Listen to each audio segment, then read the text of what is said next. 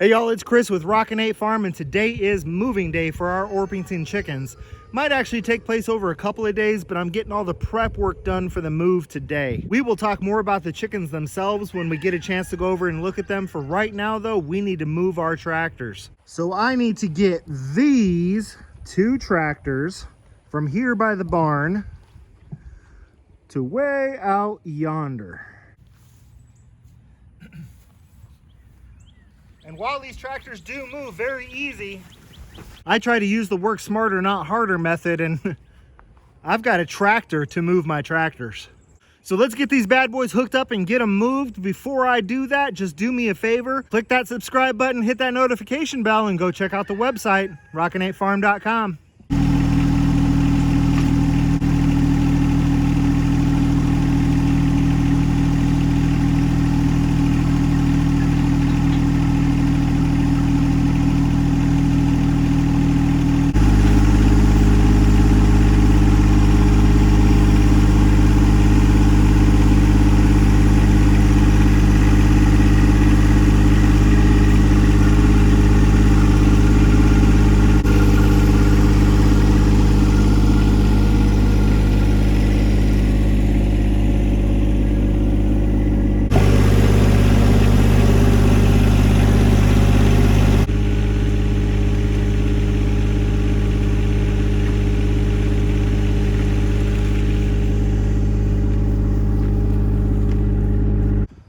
All right, y'all, it is Saturday morning. I got the chicken tractors moved yesterday and I didn't destroy them in the process of that.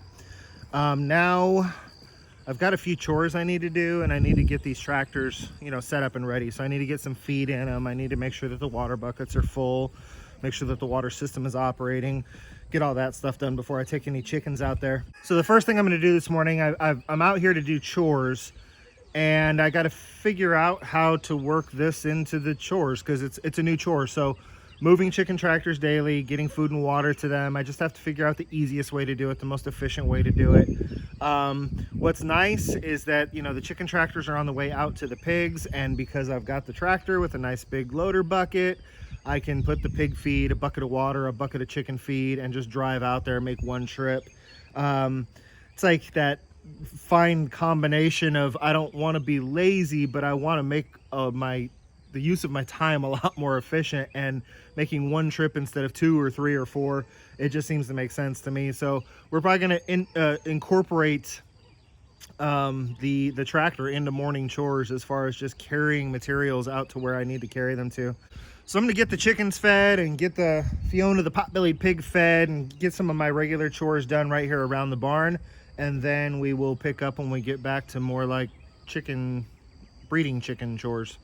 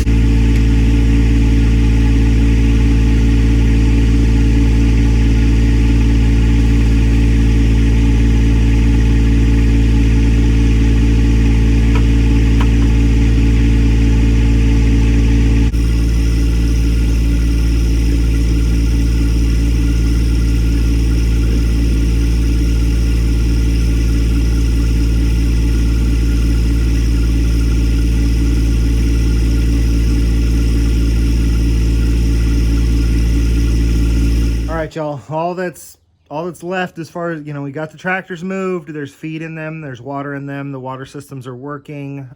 So about all I got to do is catch all these birds. The problem is I just remembered that the net that I keep around the farm to catch birds with, it broke. So I don't have a net. And that's going to mean this is going to be interesting, catching all these really fast little birds. I'm probably definitely going to have to go inside and get some help, and I would not be shocked if I don't end up running into town and buying a net.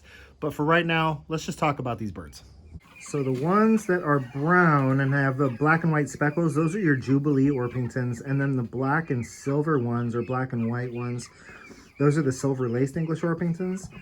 So it's two different Orpington breeds, but they're fancier breeds, fancier color patterns. Right now, these birds aren't recognized by the American Poultry Association, but they're still very collectible and very popular. Somewhat rare breeds, although becoming more popular here in the United States. In England, these can both be shown in poultry shows, so it's just a matter of time before they can be shown in poultry shows here. Now with the silver laced, I had to order straight run, so we're still kind of waiting to see. We got a pretty good idea that out of the 11 that we have here, we're thinking about 4 roosters are in there, which is pretty darn good. If we got 7 hens out of a straight run, to be honest with you, I wouldn't even believe it. The way it looks right now, we've got 4 out of the 11 are roosters. Typically, if you get 50-50 out of a straight run, you did pretty darn good. It honestly seems like usually straight runs are more roosters than hens. From what I've heard, the way that they do straight run chicks at hatcheries or, you know, even backyard flocks, if you don't have auto sexing chicks, is that anything that they know for an absolute fact or are 99.9% sure is a hen goes into the hen batch, and then they pull just enough of what they're 99% sure are roosters, and put them in the rooster batch, and then anything that they're unsure of and anything that they didn't pull for the rooster batch is what they call straight run. So just mathematically speaking, if you've got 75% roosters in a straight run batch, it's probably not uncommon. So y'all just cross your fingers for us, because obviously I don't need a whole bunch of roosters to breed my hens. But that is going to give us another aspect of what it is that we're doing here. So I'll go ahead and explain this one more time.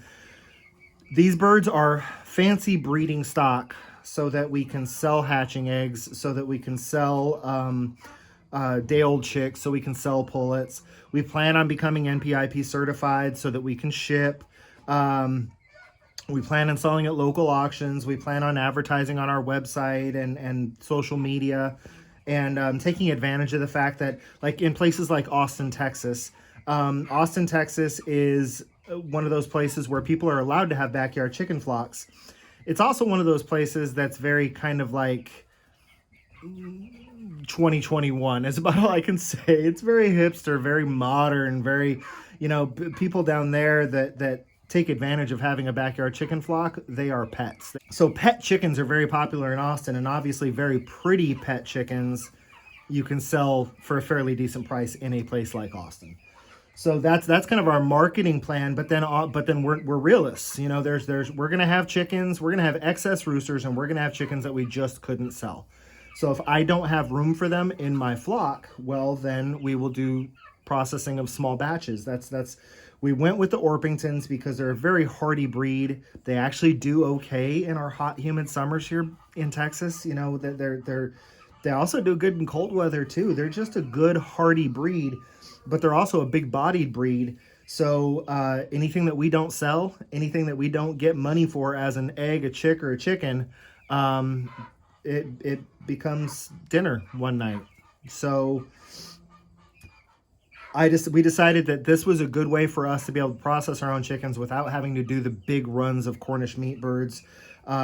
Because we're breeding various breeds of chickens, we're always going to have excess chickens. If we're getting overcrowded, we do a big processing, you know what I mean? So it's kind of an all around full circle. Let's see how much money we can make off these guys and support our family, etc.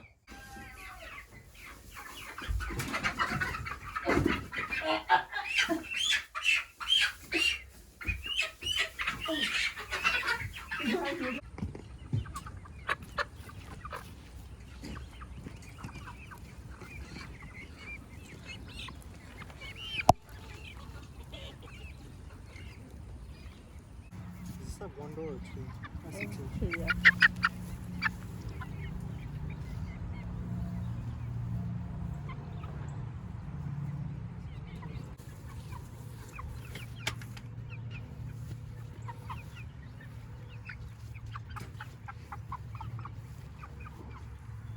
So I'm just gonna walk away, y'all, and give them their space.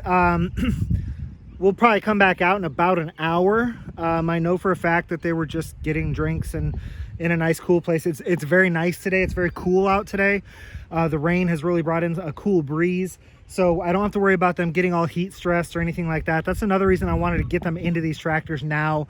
Not only do I need that brooding area for another project that you're going to see in another video this week, but I wanted to get them out here before it got hot so that they could kind of acclimate to this outdoor environment as it warms up in temperature.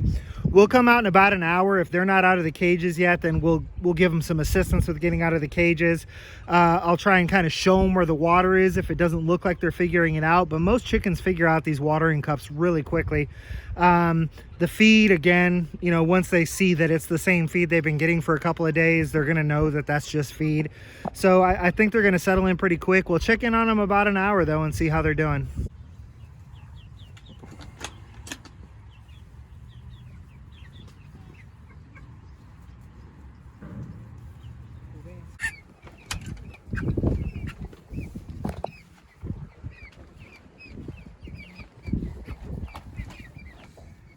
All right, y'all, and as we continue our "this is how you use a chicken watering cup" lesson, this is where I'll go ahead and sign off. I'm really happy to have these tractors. I'm really happy to have these birds out on green grass and pasture. And I'm really excited to see where this bird breeding program goes. So until we see y'all again, this has been Chris and the whole family with Rockin Farm, and I want y'all to be happy and live healthy.